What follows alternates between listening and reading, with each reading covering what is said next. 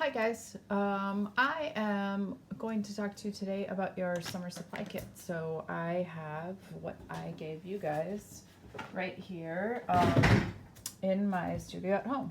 Oh, there goes my cat, sorry. So a couple of things about the supplies I gave you. Thing one, you should have gotten a sketchbook from me. I here have the toned tan, and it's made by Stillman and Byrne, which is a pretty good sketchbook company. I had gray or like the tan available for you. The other sketchbook that I had available for you guys was a Strathmore watercolor sketchbook, and that one had the white pages.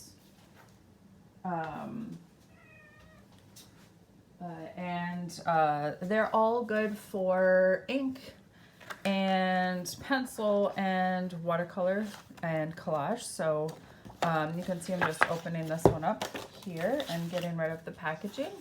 And inside, it's a fairly heavy sheet of kind of craft brown, like almost grocery bag sort of colored paper. So that will be nice for me to work on. It's a big enough size that I have some room, but it's small enough that I can put it in a bag pretty easily, which is why I gave you that one.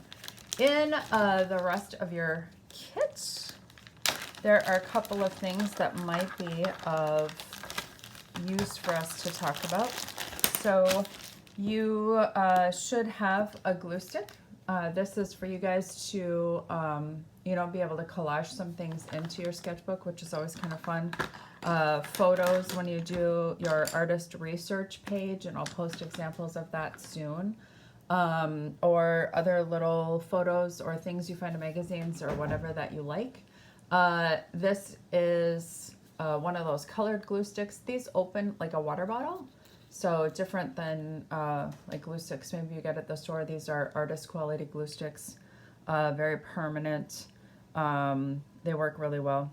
It goes on blue, so you can kind of see where you're getting the glue, and then it dries clear. You do just want to make sure that you get the lid screwed on tight, like I said, kind of like a water bottle, before you put it away. You have a kneadable eraser, which is kind of like a drawing tool. So if you've been in a drawing class, you'll know kind of what those are about. You also have a 5B drawing pencil, which is a nice dark drawing pencil, but it's also kind of a smooth one for blending. So that was in your kit. I gave you a Sharpie pen. These are nice because they're permanent. You can paint over the lines after you've drawn them, so you can draw with the ink, but then paint over it as well, and it doesn't smear or bleed. It also won't bleed through the paper, which is great, and it doesn't smell like a normal Sharpie does. You have this little palette of watercolor. Maybe some of you left this in your backpack, and it gooed all over. So you can see that some of the colors are still wet, just because this tube watercolor takes a little while to dry. So something that I'm probably gonna do is just let it sit here on my studio shelf open for a couple more days. This stuff should fully harden, and not like goo all over the place eventually. So I have a tiny watercolor palette that I keep in my pocket most of the time, and you can see it, like the color is hard, like it won't run out of here. This stuff is still a little sticky, so you can see I left my fingerprint in the paint. It's just that it needs more drying time. So that is the watercolor. I gave you something called a non-photo blue pencil. A lot of artists use non-photo blue pencil in their work because it saves them erasing time. So you can make a rough sketch, a rough layout with the blue, and then go over the top of it in ink or in pencil to kind of finalize your drawing. It's a pretty common thing in art and design. If you are on YouTube at all, you can search for an artist named Jake Parker. He very often uses orange or blue pencil as his undersketch and then goes over the top of it. I also did just get this scientific illustration magazine in the mail yesterday, and there's a whole article in here about using a non-photo or editable out color. So they kind of review some of the color, the different markers available, pens available, and then you can see the baby blue pencil underneath their sketch.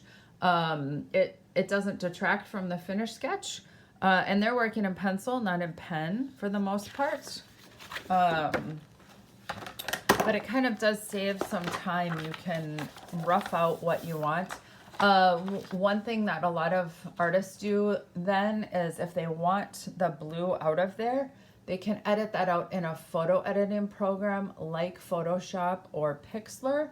So you can see this sketch is from a sketchbook where they're testing different brands for how they feel under and over. And then this is with the blue edited out, so you can see that the blue is gone. And then this is with the red edited out because they were experimenting with using red ones as well.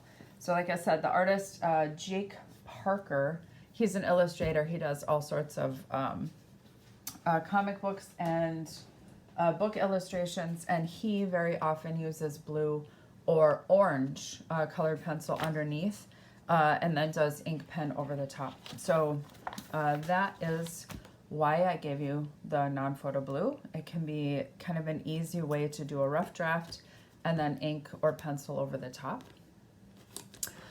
You guys will have to find your own pencil sharpener. You can get a cheap, like twisty kind at most any store.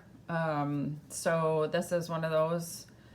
You can also use an X-Acto knife or a pocket knife to sharpen your pencils.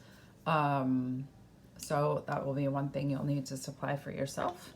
Something that maybe some of you have never seen before is this little guy. So this is called a Niji water brush. The Niji part is just the brand name. Other companies also are making water brushes. So an advantage to this is this gives me a paintbrush, right? So under this cap, here's a paintbrush, and it gives me a water source without having to have a bucket of water. So there are a couple of ways to fill these. One way is you can pry out this little black cap and just dump water in. I almost never do that because I find that you can kind of loosen this and then they leak. So the best way to fill one of these is to have a container of water handy and then to submerge it.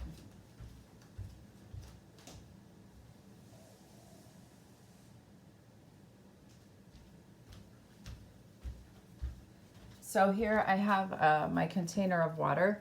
I'm going to take my water brush handle here and squeeze where it says push, and then I'm just going to stick it down in the water and repeat that process. If you have it like go all the way under, it can fill sometimes in one squeeze, but I have a low level of water here, so I'm having to kind of repeat this process. But you can see that it's gradually filling up. It's almost full. This water will go a surprisingly long way in your brush. I have found that you can kind of make one tube full last for quite a while. So now this is full.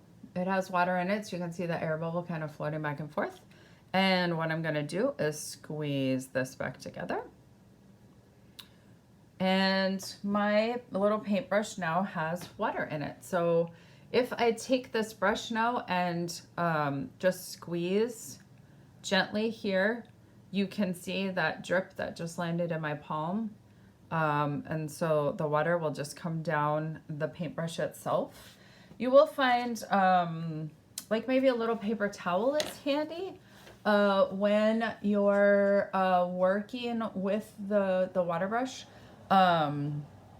just to be able to clean it off a little bit when you go to change color.